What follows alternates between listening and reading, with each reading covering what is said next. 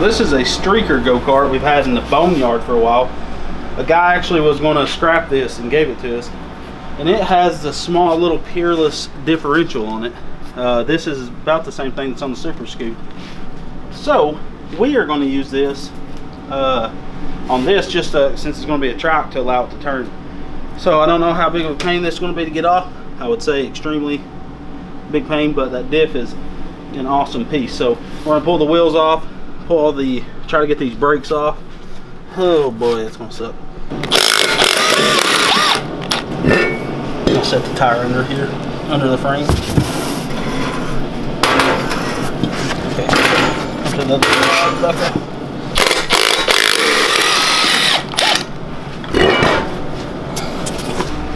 Braxton's swole body, he held it still when I took this nut off. I didn't have a socket that would fit it.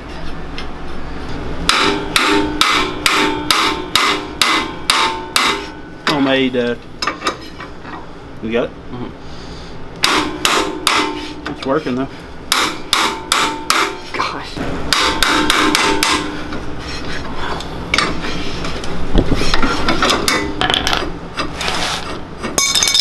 Boom, Bob Jungle. Oh, that's cute. It's got a cute little hitch on the back of it. Cute. It's cute. I didn't know a hitch could be cute. Gosh, that's cute. Jeepers, Braxton's fast. Pulled that engine all by himself. In like 2 minutes. I'm pretty proud of him. Oh, you yeah, sit in cool. the chair. What is that? Oh, it's Oh, that's liquid acid. Oh, You sit on the chair.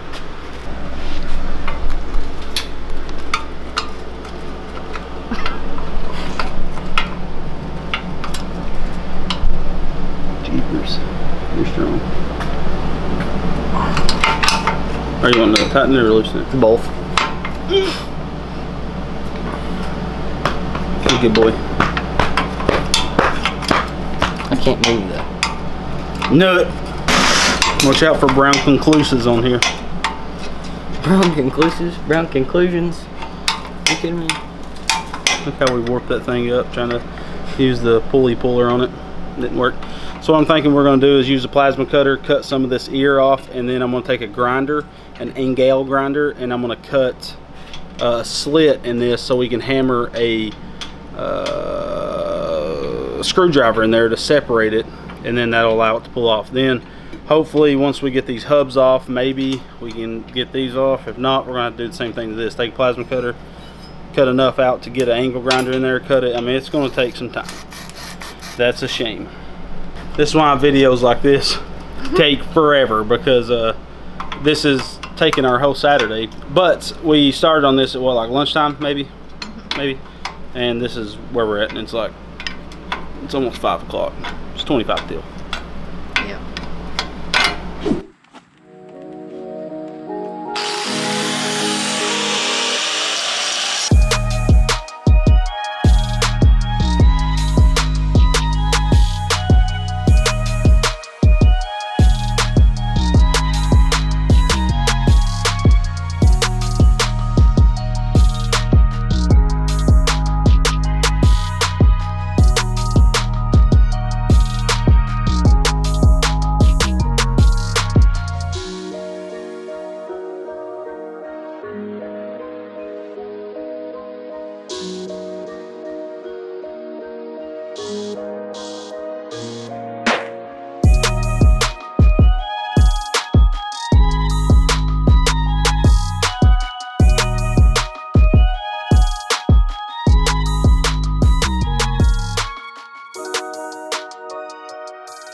Look at Go Power Sports' new shirt. Look at that. Thing Yeah. is sick. Get you one. Daniel's been doing the tedious, sucky job of, hey! So he's got this whole axle strip. Only bad thing we found out is the axle is only keyed. What in the world? Is only keyed. Let me come over here where they needed it. That's a little bit of a pain. Maybe not. Depends on how much it's keyed over there, because actually, yeah, that'll be fine, because the only part we'll need it keyed for is the brake disc, because the sprocket's on the diff, so we don't need that. And that's not going to be the size sprocket we run. We're going to have to run a much smaller sprocket because of that being a 4-speed engine. This was a big pain. Thank you, Daniel. You're a sweetheart. I'm the rust man. He's the rust man. Oh, he's got still one. These, what'd you have to do? Do the same thing? Cut it? Slit it? You want me to show them the other one? Oh yeah, the bat symbol. You guys can see what I pretty much had to do just so I could get in here with a grinder and split it. But yeah, it's like a weird Viking axe thing now. Yeah, I thought we could weld it to a 1-inch live axle. An old bent one. We have some bent ones over here in the old scrap pile. Right there. Weld this to it. And leave the bearing as a hand stop. You know what I mean? So it'll be like this right here. Hey! We're going to do that here in just a little bit. Yeah. We're going to take a break and do that in a minute.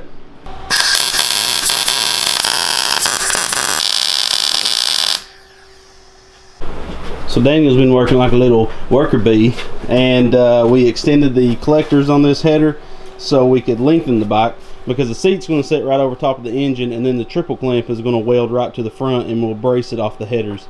So now Daniel's got this Go Power Sports engine plate. This is the 1/8-inch thick one that we don't use anymore.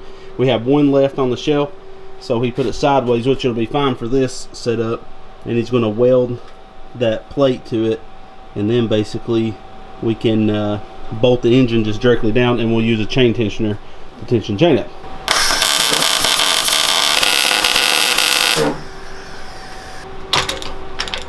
I'll tell you guys one thing, this Sigmund weld table is a lifesaver. Oh, it's freaking awesome. You find more uses for it over time. Okay. So now he'll drill those out, and we can run bolts from the bottom, and just bolt the engine flat. Yep. Now we did this because the plate is a little bit thin, wasn't sure if it's going to flex or not. Plus we needed to raise the engine up just slightly, so this should do both things. Brace it and raise it. Yeah, and there's casting, like a casting lip on the bottom. It's a bracer razor. Bracer razor.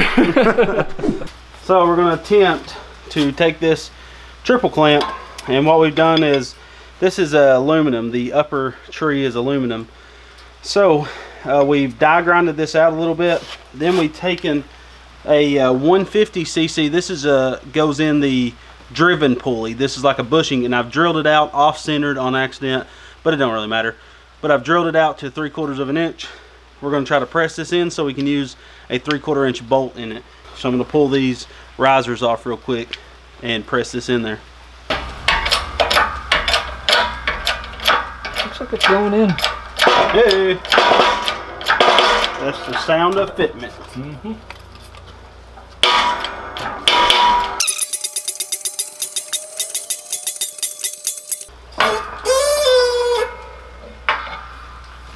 Hey, got it. Perfect. Yeah, that's it. That's it? Yep. Look at that, look at that. So while Daniel's welding out the frame, I have adapted this old blackout light to an LED. So I basically bought a 4-inch fog light, a pair of them. I had to cut the mount off, and then the top of the fog light had a lip that you can see on screen that I had to take on the belt sender and grind off. Then I've taken the old retaining ring, it used to be like this. This held the light down on the inside, and then there was another one holding the lens on. Basically I cut pieces off of it, so I was in there super strong, it isn't going anywhere. Still has the factory O-ring seal, and also I put bullet connectors so we can use the original plug. So now we throw this all back together. Boom, we have our military light adapted to LED. That is sick. So I've showed this on other videos, but I got a computer power supply under the workbench, and I have this toggle switch there and these old connectors off a speaker box that run 12 volts whenever I want it. And that switch just turns on the PC power supply. That's a supercharger for the 670. But good gosh, there's a light all powered up. She's bright, I tell you. But it's pretty sweet. Use the original connectors. That's all adapted, ready to go on the bike. We can flip this switch, book-a-doo, and the light's off.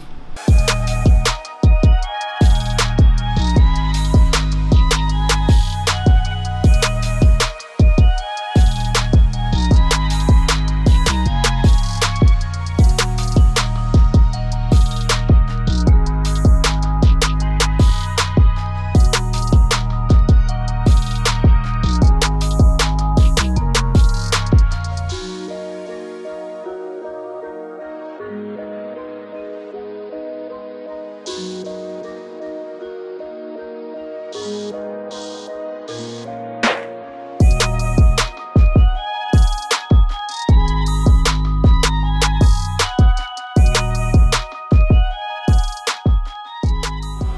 so what we're having to do, because this axle isn't keyed all the way across, basically where our tires need, our hubs need to be, it would only be with like a 1/4 inch of keyway, and I don't want that, and we're not going to sit here and tediously cut a keyway with a grinder. So I'm just going to weld these Go Power Sports 4x4 hubs onto the axle. The only downside, you'll never be able to service like these bearings by pulling them off the original way, but you should be able to pull the axle out of the diff.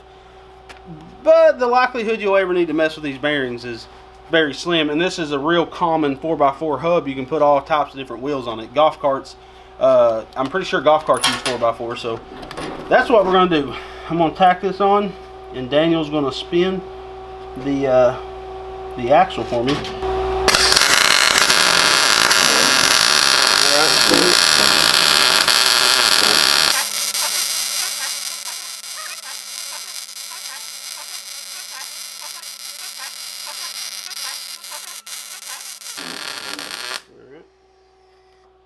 Definitely stronger than a key.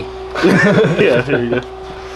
Alright, so our hub is on. We're only running one rear disc brake also because we'll have front brakes, so should work out perfectly fine. So now we can slide our wheels on and start mocking up the front end.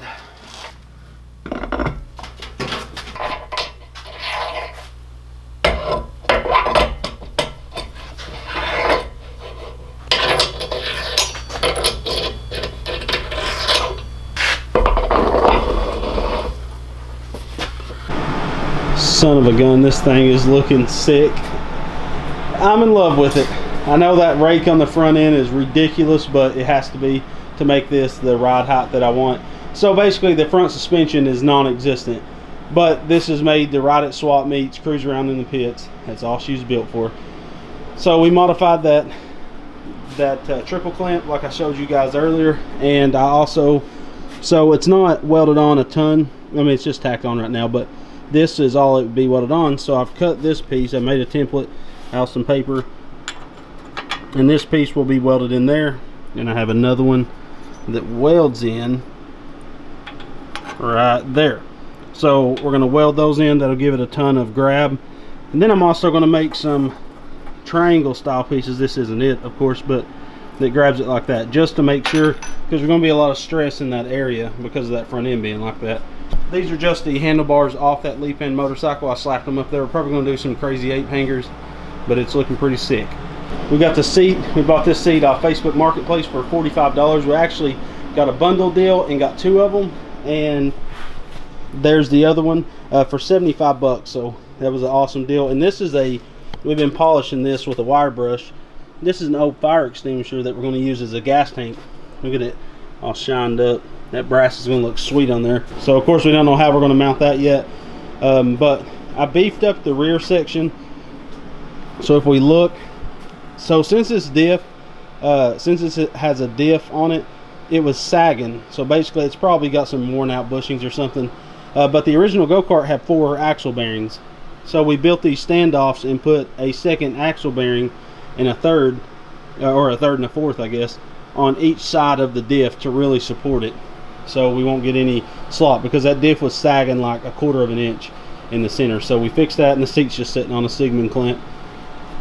We braced the seat mount to the engine, or not the seat mount, I'm sorry. This axle bearing bolts to the engine, so when you want to pull the engine, there's 4 bolts in the bottom, and then this one right there. Go Power Sports has these red calipers. They're a double piston caliper.